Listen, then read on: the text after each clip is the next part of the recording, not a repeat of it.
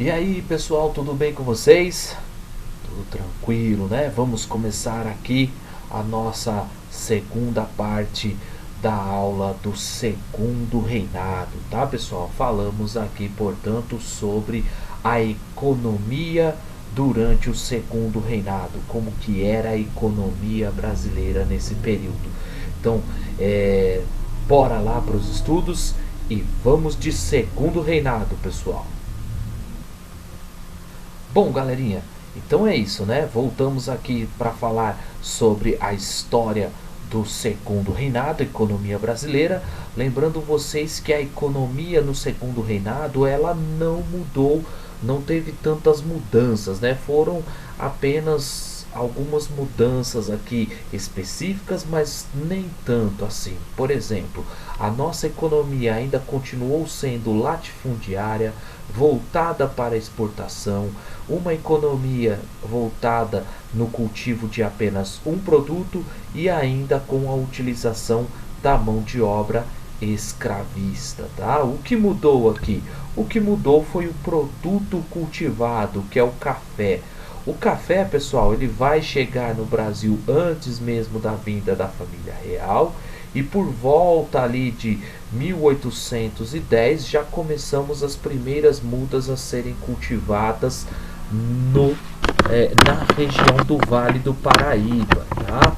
Então ali na região do Vale do Paraíba nós teremos as primeiras mudas sendo cultivadas e essa região ela vai perdurar, essa região ela vai ter a sua produtividade até 1870. Historicamente, nós costumamos datar a produtividade do Vale do Paraíba de 1830 até 1870. Por quê, pessoal? Porque nessa região nós vamos ter técnicas arcaicas sendo utilizadas. Aquela técnica de cultivo do produto ou da agricultura ali, né? O cultivo dessa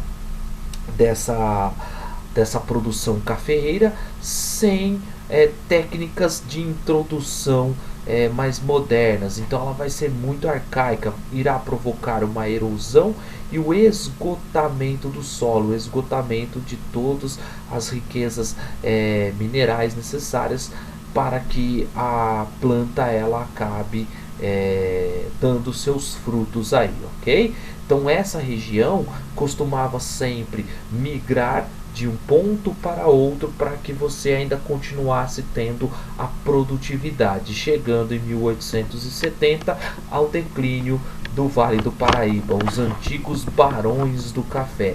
A segunda área de produtividade ela começa ali por volta de 1850, a região do oeste paulista, conhecida pelas suas terras roxas. Ela começa aqui a avançar por Campinas, Limeira, passa por Araraquara, Ribeirão Preto e posteriormente acaba avançando em todas essas outras áreas do estado brasileiro, conforme vocês podem ver aqui pela figura, tá, pessoal? Então essa segunda área de cultivo, que começa de 1850 e vem com o seu cultivo até hoje, essa região nós teremos técnicas mais modernas. Então nós teremos aqui uma introdução de um trabalho, de técnicas produtivas mais modernas, de você fazer a rotatividade do solo, introdução de minérios aí, de minerais, né, que possam deixar esse solo mais produtivo, entre outros aspectos. Além disso, concomitantemente ao trabalho escravo, nós vamos ter a introdução do trabalho imigrante, por coincidir justamente com o período onde nós teremos a Lei Eusébio de Queiroz sendo colocada em prática, tá? Um outro ponto interessante em relação ao Vale do Paraíba, que era só escravista, tá? Nós temos também o espírito empreendedor desse oeste paulista, pessoal. Diferentemente dos barões do café do Vale do Paraíba, que investiam somente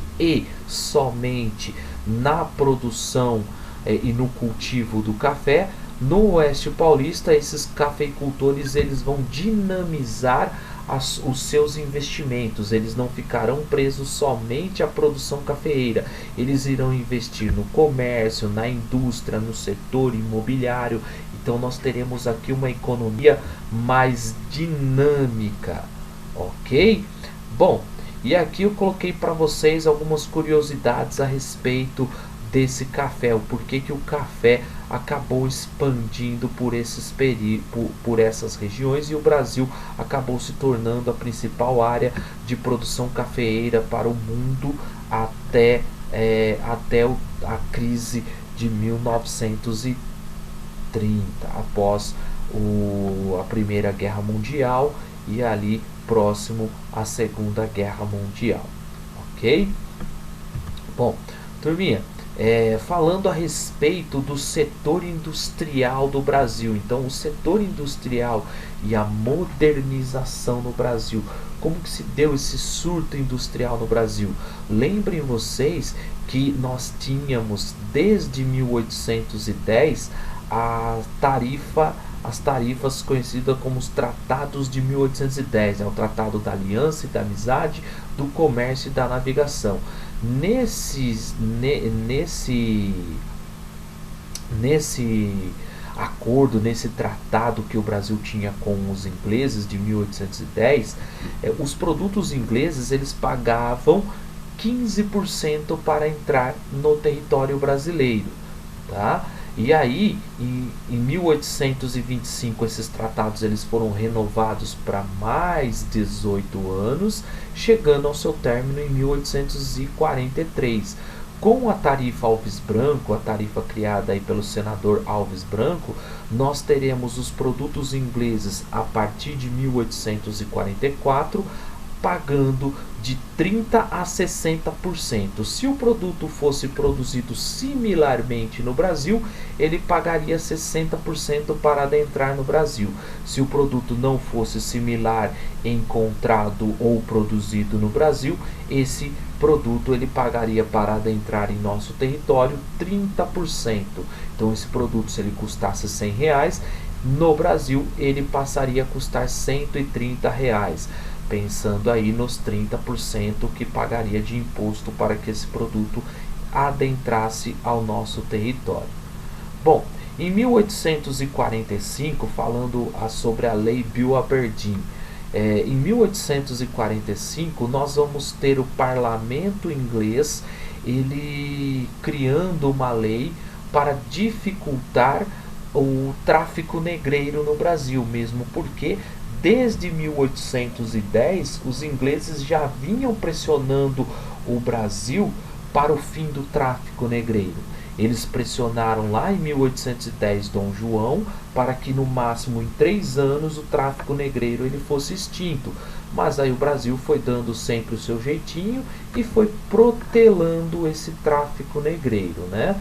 E assim nós teremos, portanto, o parlamento inglês aprovando uma lei em 1845, a Lei Bill Aberdeen, onde os navios negreiros que fossem pegos no Atlântico, esses navios negreiros eles poderiam ser bombardeados. Esses navios eles também poderiam ser conduzidos até a Inglaterra junto com os seus contraventores para serem julgados por crime internacional na Inglaterra. E segundo alguns historiadores, essa lei ela foi criada em represália à tarifa Alves Branco de 1844, ok?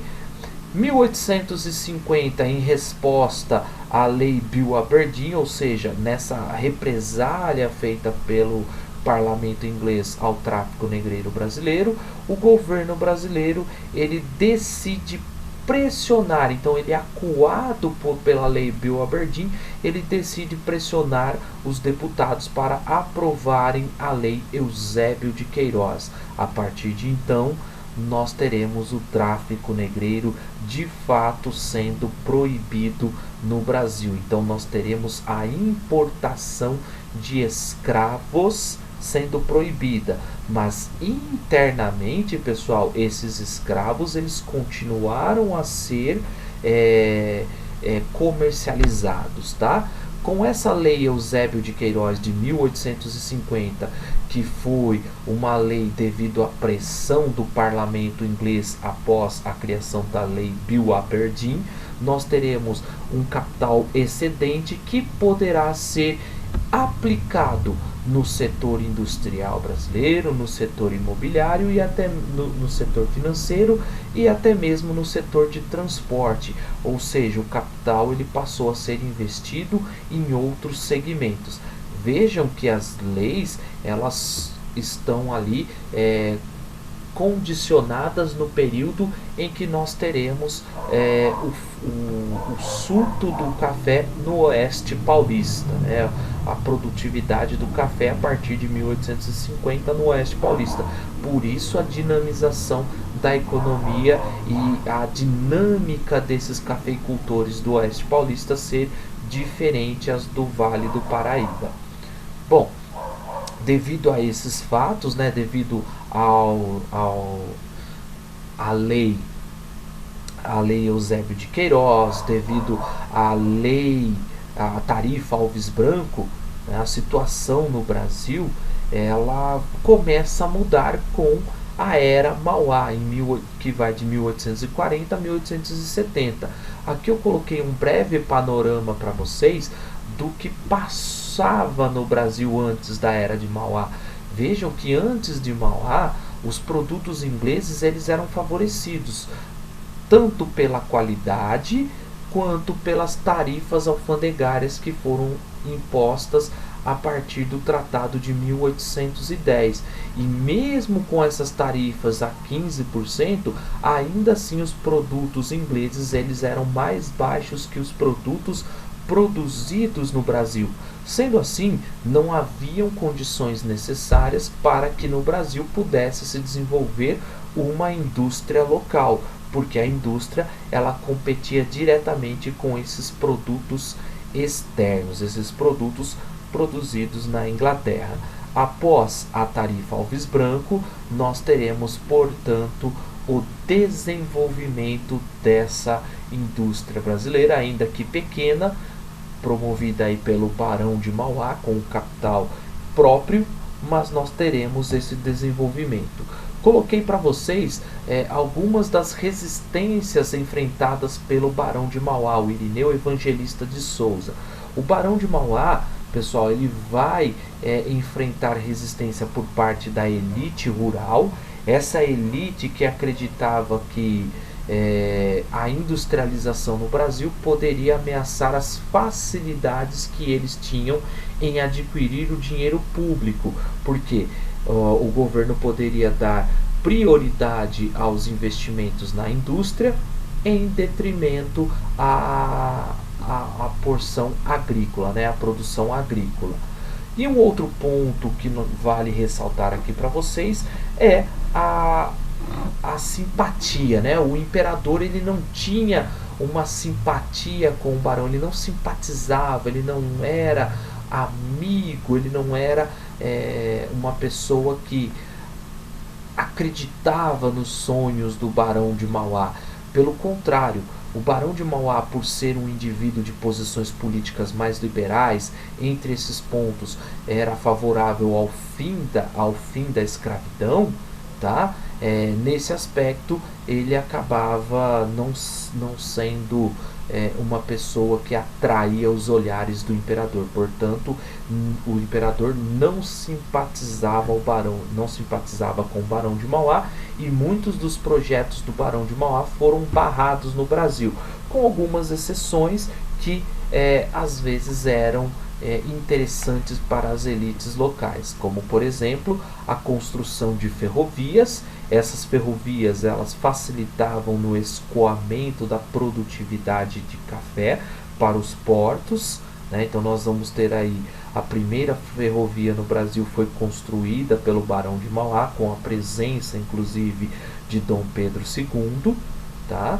Essa ferrovia ligava Petrópolis ao Rio de Janeiro. Nós teremos a construção de estaleiros no Rio de Janeiro para a fabricação de navios. Esses navios que eram utilizados para navegar no Rio Amazonas e no Rio Grande do Sul. companhias de navegação, instalou cabo submarino que ligava o Brasil à Europa para a comunicação do Brasil com a Europa através do telégrafo, fundou o Banco de Mauá, que posteriormente irá vir a ser o Banco do Brasil. Lembrando que esse Banco do Brasil não é o mesmo Banco do Brasil criado lá por Dom João, aquele havia falido. Aqui nós temos o Banco do Brasil até os dias de hoje, tá? Iluminação a gás no Rio de Janeiro, nas avenidas do Rio de Janeiro, em especial a Avenida Rio Branco, que teve a sua iluminação a gás. Empresas de transporte terrestre, como companhias de bonde, para o Jardim Botânico. Então vejam, o Barão de Mauá ele foi um homem além do seu tempo, um homem inovador, que todo o investimento feito nesses empreendimentos foram contraídos na Inglaterra ou até mesmo em outros países na Europa, onde ele contraiu empréstimos para assim promover a industrialização e todo esse processo de desenvolvimento no Brasil. Outro que nós podemos citar aqui também, pessoal, é o filho do senador,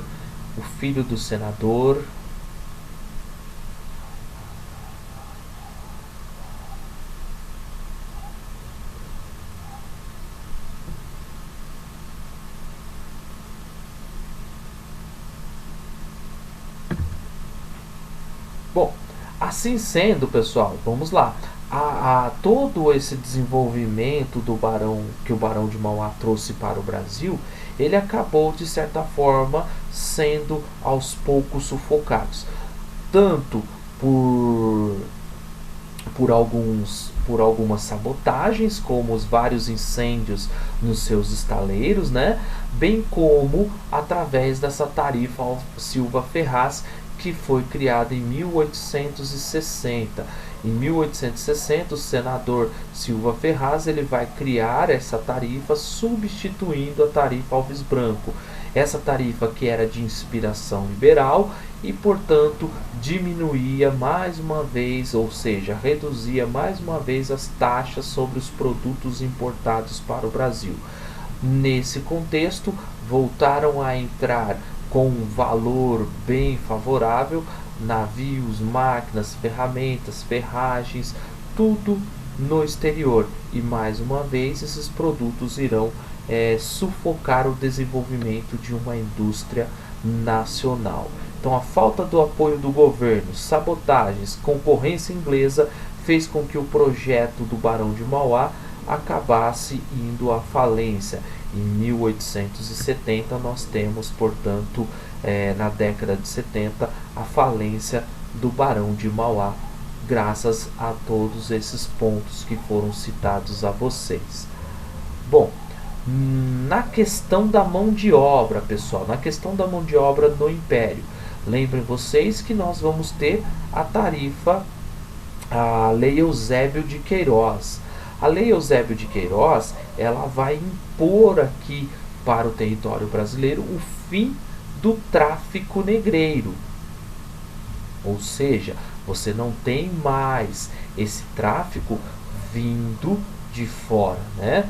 E esse panorama ele já vem sendo pressionado aí desde anteriormente. Então nós temos lá em 1810 a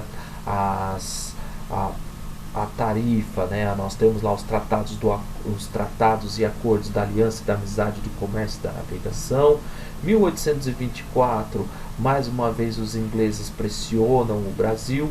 Em 1831 nós temos a Lei Feijó, também conhecida como a Lei para Inglês Ver, onde ali estava declarado livre todos os escravos trazidos para o Brasil, e também declarava o fim da importação de escravos, mas como eu acabei de dizer para vocês, a lei para inglês ver, né? 1845, Bill Aberdeen irá pressionar, a lei Bill Aberdeen irá pressionar as importações de escravos para o Brasil, culminando na Lei Eusébio de Queiroz.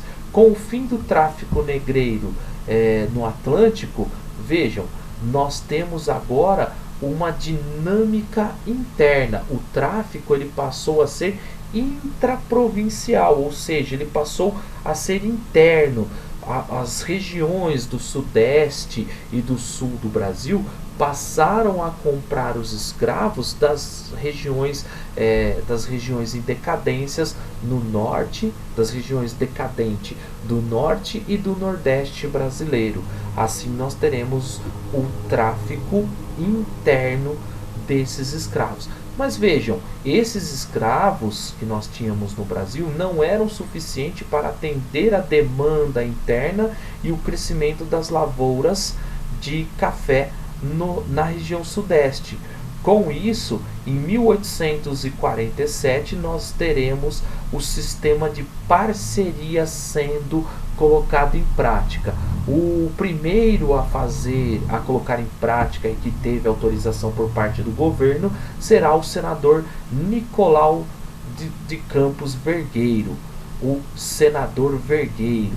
Na sua fazenda em Bicaba, ele vai montar lá em Limeira o chamado celeiro tropical, onde ele contraía empréstimos junto ao governo para trazer esses imigrantes.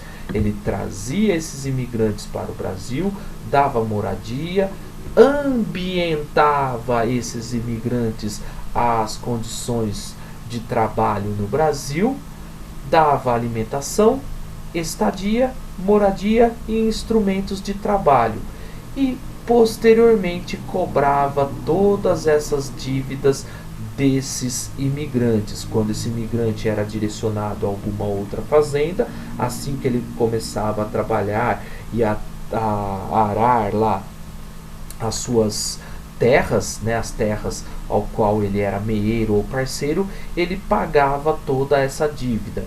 Ou seja, o parceiro ele tinha que pagar a dívida que ele veio, e detalhe, além disso tudo, ele também arcava com os prejuízos na produção de café. Então lá onde ele estava produzindo, né, nessas terras onde ele era meeiro ou parceiro, os impostos, o prejuízo com a secagem, o prejuízo com o transporte, tudo isso saía do bolso do parceiro, enquanto que o fazendeiro ele ficava com o seu lucro total, ou seja, toda a metade do lucro obtido com a produção do café.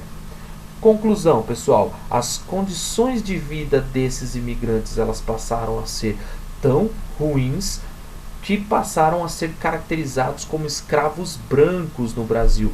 Tal situação levou a atitudes mais severas por parte da Alemanha e da Itália, que passaram a proibir a vinda de seus imigrantes.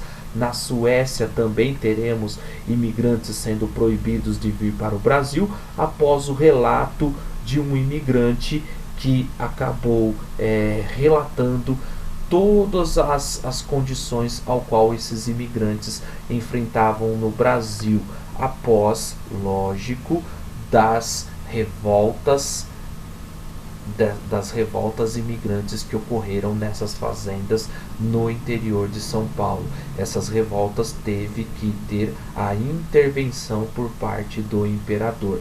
E em 1870, necessitando de uma mão de obra ainda que imigrante, lembrando vocês que o governo ele não vai dar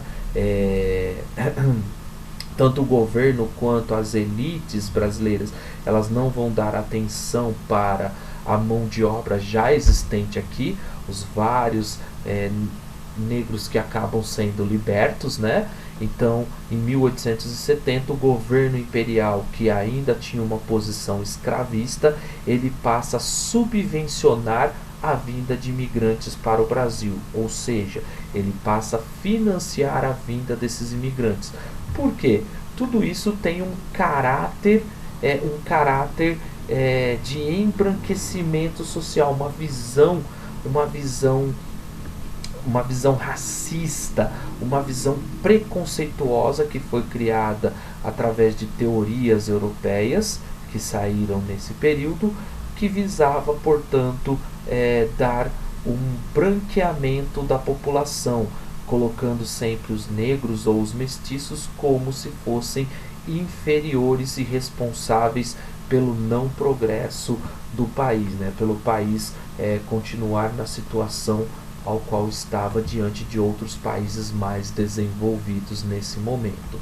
Vejam, conforme eu falei para vocês, a elite imperial, ela se referia ao africano e aos seus descendentes como indisciplinados, preguiçosos, desleais e inaptos ao trabalho livre. E só a imigração branca é que daria ao país cidadãos exemplares e, portanto, súditos fiéis ao imperador. Essa visão, uma visão racista de pele clara, né? Uma visão racista que quem tinha pele clara fazia aos africanos e aos seus descendentes. Para vocês entenderem, nós tivemos aqui no quadro, né, de 1820 a 1890, um fluxo migratório muito grande em relação a esses imigrantes para o Brasil, em torno de 315 milhões, 360 italianos, aí 75 milhões de alemães,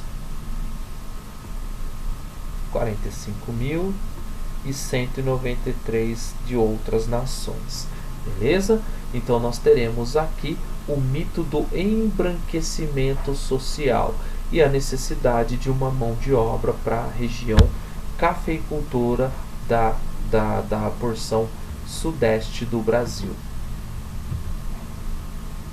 E por fim chegamos ao último ponto dessa nossa videoaula, que é referente à lei de terras, pessoal. Se estão vindo imigrantes para o Brasil e escravos, ex-escravos, corrigindo, ex-escravos estão se tornando homens aptos a adquirirem terras, é necessário, portanto, criar uma alternativa para evitar com que esses indivíduos concorram diretamente com os latifundiários, com esses grandes latifundiários, com esses grandes aristocratas. Então nós vamos ter a Lei de Terra de 1850, ela torna devoluta todas as terras que não estão ocupadas, portanto são terras pertencentes ao governo, e ela cria alguns sistemas de dificuldade para adquirir essas terras, como por exemplo, você não consegue adquirir uma terra de forma parcelada e muito menos de venda dessas terras em glebas, né? Então vai dificultar cada vez mais o acesso das terras, tanto para os imigrantes quanto para os ex-escravos ou para os homens livres e pobres. Quem passou a ter essas terras ainda continuaram os grandes latifundiários que estavam com suas terras produtivas ou ocupadas. Única alternativa, então, com essa lei de terras, seria trabalhar para os grandes proprietários ou comerciantes. A terra passou a ser uma mercadoria valiosa, né? E a concentração de terra continuou, passou a partir de então estar nas mãos de poucas pessoas, da minoria. Pessoal, terminamos aqui a nossa videoaula. Ficamos assim para a próxima aula, o período final do Império, que é a Guerra do Paraguai, o fortalecimento do exército brasileiro e a crise relacionada ao surgimento do movimento republicano contrário ao governo imperial. Espero vocês na próxima aula. Beijão, pessoal.